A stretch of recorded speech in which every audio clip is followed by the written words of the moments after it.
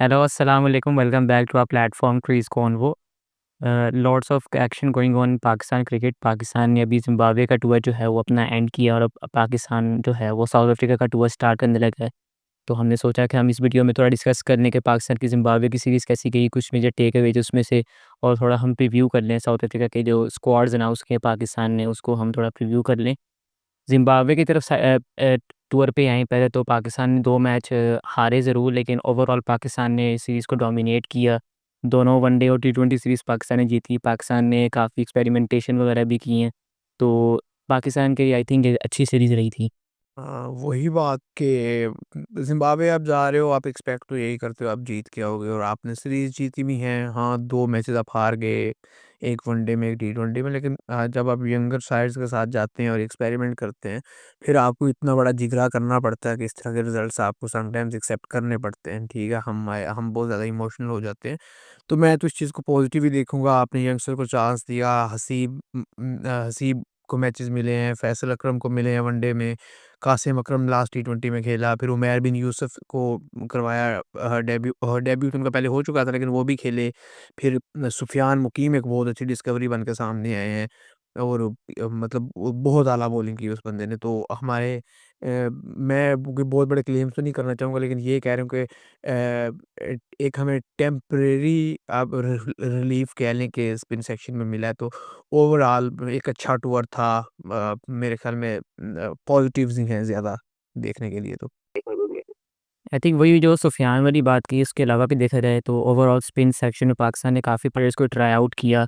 अबरार अहमद जो काफ़ी टूर्स में पाकिस्तान के साथ जा रहे थे, उनको भी काफ़ी मैचेस मिले। फिर फैसल अकरम को मौका मिला, साइम अयूब, सलमान अली आगा, कासिम अकरम और अफ़ात मिनास।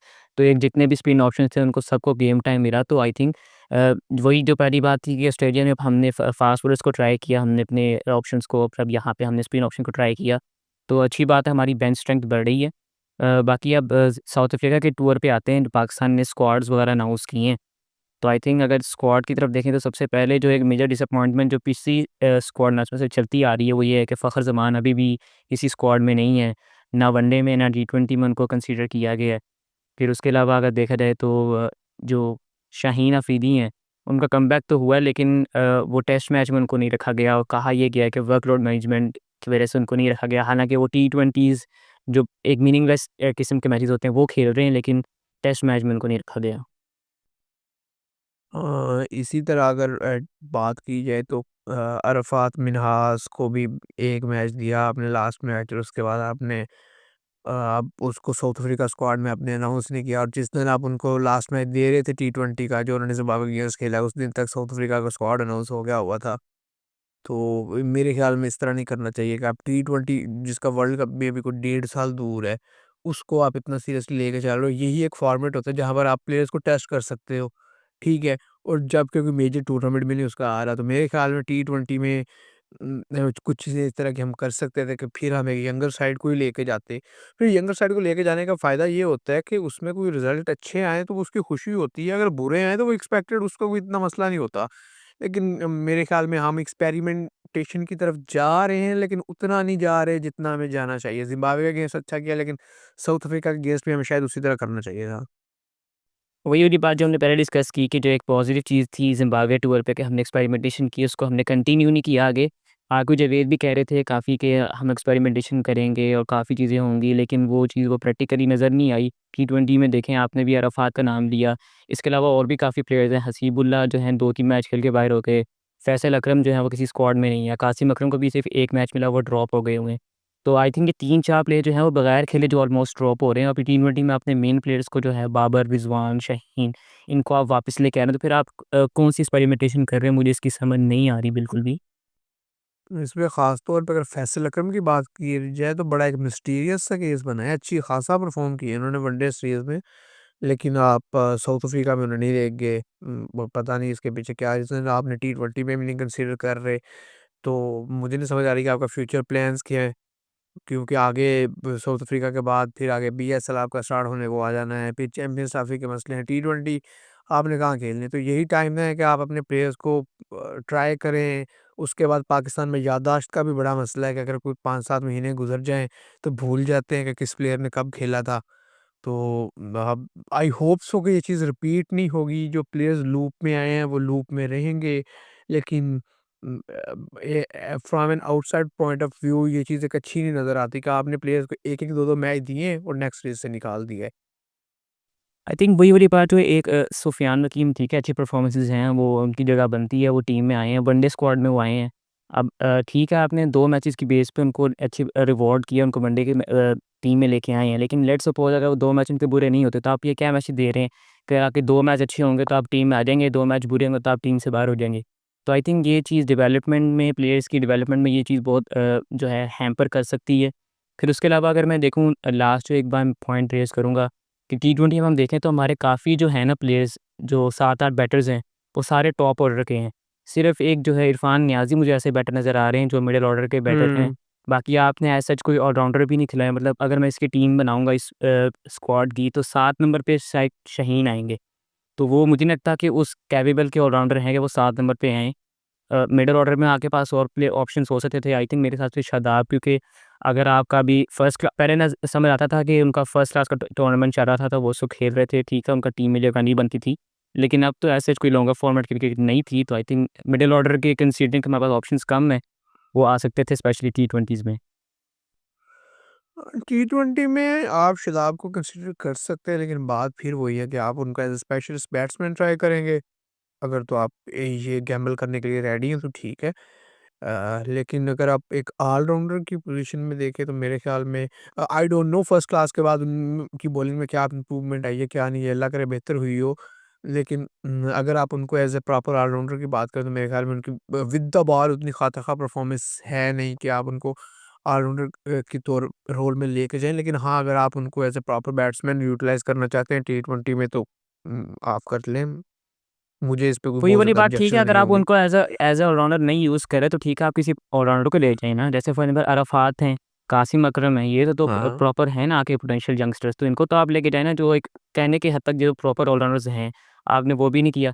बाकी व्हाइट बॉल में तो ये अभी कन्फ्यूज़्ड सी स्टेट नज़र आ रही है। टेस्ट मैच में इन्होंने जो है जो स्क्वाड अनाउंस किया वो तो मोस्टली सेम ही रहे। सिर्फ़ एक शाहीन की जो एक सरप्राइज़िंग एक्सक्लूजन थी वो हुई है और अब्बास जो हैं वापस आए हैं तो आई थिंक ज I think keeping in mind के अगर मैं देखूँ कि अब्बास आ रहे हैं और शाहीन बाहर हो रहे हैं, तो आई थिंक मैं तो इसका इतना पॉज़िटिव नहीं लूँगा क्योंकि शाहीन हमारे प्रीमियर फ़ास्ट बॉलर हैं। तो आई थिंक कुछ अभी क्लैरिटी भी नहीं आ रही कि शाहीन खुद नहीं खेलना चाह रहे टेस्ट मैचेज़ या पाकिस्तान के प्लान्स में नहीं है वो। तो आई थिंक ये क्लैरिटी आना लाज़मी है कि वर्कलोड मैनेजमेंट का जो है इतना ये सही चीज़ नहीं लगती। देखिए इसके 2 से 3 इस पे चीज़ें हैं। अगर तो आप ये कहें कि शाहीन को हमने रेस्ट करवाया तो भाई टी20 में करवा लें रेस्ट। आप टेस्ट में कौन-सा रेस्ट करवा टी20 जो एक यूज़लेस सीरीज़ बनी हुई है अभी, उसमें रेस्ट करवा लो। आप करवा रहे हो उन्हें, आपने ऑस्ट्रेलिया में भी टी20 उन्हें खिलाया, सब कुछ किया लेकिन आपको टेस्ट मैच में रेस्ट याद आ जाता है। दूसरी बात ये कि जो कि मुझे नहीं लगता कि अगर शाहीन खुद नहीं चाहते टेस्ट खेलना तो मेरे ख़्याल में फिर उन्होंने डिसाइड कर लिया है कि वो ग्लोरी के लिए नहीं जाएँगे। और तीसरी बात ये है कि अगर आप अब्बास और शाहीन की मेरे ख़्याल कोई आपस में वो रिप्लेसमेंट बनती नहीं है। शाहीन आपको एक जो एज देते हैं वो अब्बास नहीं देते और जो अब्बास आपको एज देते हैं वो शाहीन नहीं देते। दोनों का आप कह लें कि वो ऑपरेट करने का तरीकाकार थोड़ा डिफरेंट है। तो अब्बास की जो सिलेक्शन है वो मेरे ख़्याल में वही हॉर्सेस फॉर द कोर्सेज़ वाले मोटो पे आई है।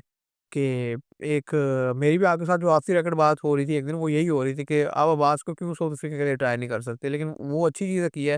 लेकिन अगर at the expense of Shaheen उन्हें आप लेके आ रहे हैं तो मेरे ख्याल में ये थोड़ा-सा अलार्मिंग चीज़ है कि आप अपना प्रीमियर फास्ट बॉलर को किस तरह ट्रीट कर रहे हैं, दैट्स नॉट गुड। आपने उन्हें रेस्ट करवाना है तो आगे जो आपकी होम सीरीज़ कोई आएगी उसमें करवा लेते।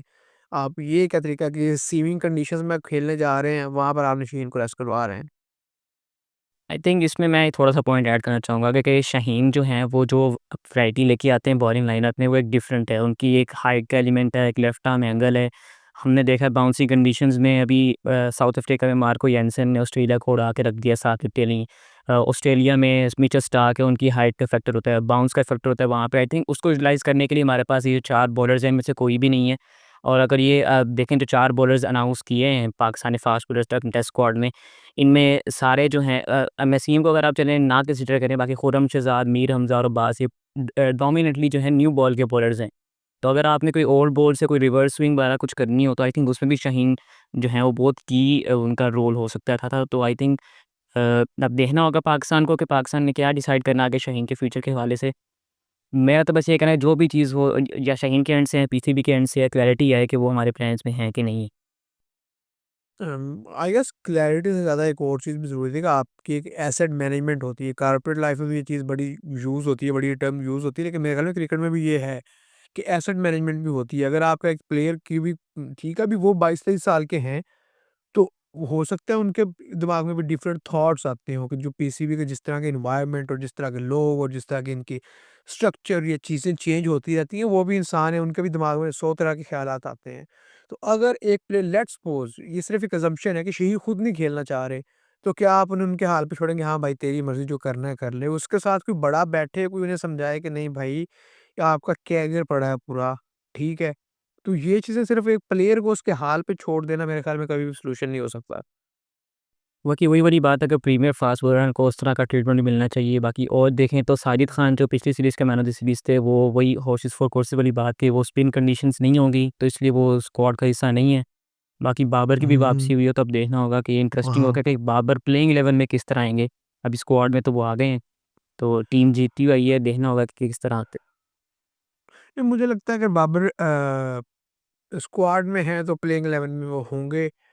हाँ, ये मेरा पर्सनल ओपिनियन है, बाकी लोग इससे डिसएग्री कर सकते हैं, लेकिन मुझे लगता है कि बाबर स्क्वाड में है तो वो प्लेइंग 11 में होंगे। अब मुझे नहीं पता वो फिटिंग किस नंबर पे उन्हें करेंगे, मेरे ख्याल मोस्ट प्रोबेबली वो 4 पे करेंगे, किसी और बंदे को एडजस्ट करनी पड़ेगी अपनी पोजीशन, लेकिन बाबर मेरे ख्याल में 4 पे ही खेलेंगे। लेट्स सी किस तरह चीज़ें आगे वर्क करती हैं। वो क्योंकि अगर बैटिंग ऑर्डर देखा जाए तो आई थिंक सारे परफॉर्म कर रहे हैं। एक अब्दुल्ला शफीक पे थोड़ी-सी तलवार लटकी हुई है कि वो परफॉर्म करते हैं कि नहीं। अगर किसी बैटर को ड्रॉप करना है तो आई थिंक अब्दुल्ला होंगे वो, लेकिन अगर किसी और तरह पाकिस्तान फिट इन करता है कि कभी कॉम्बिनेशन चेंज पे, तो वो देखना होगा किस तरह करता है पाकिस्तान। बाकी फिर यही थी आज की हमने जो डिस्कशन की, थोड़ी ज़िम्बाब्वे टूर का प्रीव्यू किया और साउथ अफ्रीका के लिए जो स्क्वाड्स अनाउंस हुए थे पाकिस्तान के लिए, हमने उसको डिस्कस किया। बाकी देखते हैं पाकिस्तान कैसा परफॉर्म करता है साउथ अफ्रीका में और leading up to Champions Trophy. तो see you in the next video. अल्लाह हाफ़िज़।